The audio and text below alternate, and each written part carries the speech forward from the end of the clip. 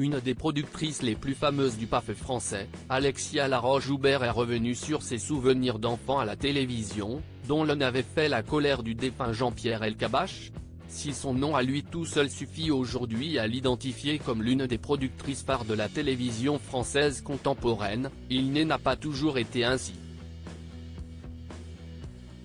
Aujourd'hui PDG de Banijay France, dont l'un des produits phares est la Star Academy que la femme avait lancée et dirigée à ses débuts, Alexia Laroche-Joubert était invitée dans Click ce 7 novembre.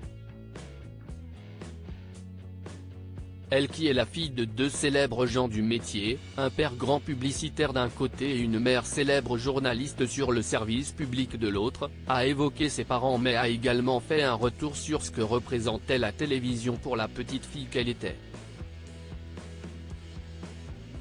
Des moments émouvants. Était-ce uniquement l'endroit où travaillait sa maman, Martine Laroche-Joubert? La productrice de 53 ans a en effet des souvenirs forts liés à l'exercice du métier de grande reporter de guerre que cette dernière exerçait. Elle qui partait aux quatre coins du monde appelait sa fille pendant ses voyages et lui faisait partager l'ambiance des événements qu'elle vivait, à l'image du jour où Nelson Mandela est sorti de prison et où la journaliste a appelé sa fille depuis une cabine téléphonique pour lui faire entendre la liesse populaire de la rue. Quelque chose d'extrêmement émouvant pour moi, a raconté Alexia Laroche-Joubert sur Canal+.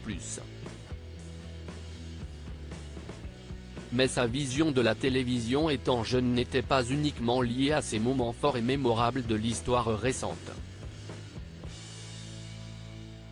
Et sa plus grosse bêtise alors que l'animateur Mouloud Achour décrivait la télévision de l'époque comme un lieu de tous les possibles avec un développement unique de l'imaginaire, Alexia Laroche-Joubert a révélé que la télévision, lieu et domaine dont elle a fait son métier, était liée à sa plus grosse bêtise.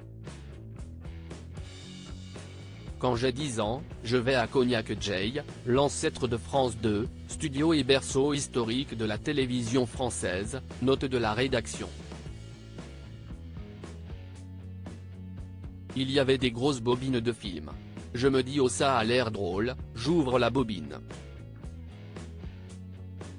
Évidemment la bobine saute, donc le film saute. Et c'était l'ouverture du JT de 20h, a confié Alexia Laroche-Joubert. Connaissant déjà l'histoire, Mouloud Achour a alors introduit la phrase de conclusion à cette histoire, et depuis Jean-Pierre Elkabbach qui nous a quittés. Avait interdit aux enfants de rentrer dans les régies, a fini Alexia Laroche-Joubert, souriant à l'évocation de ce souvenir.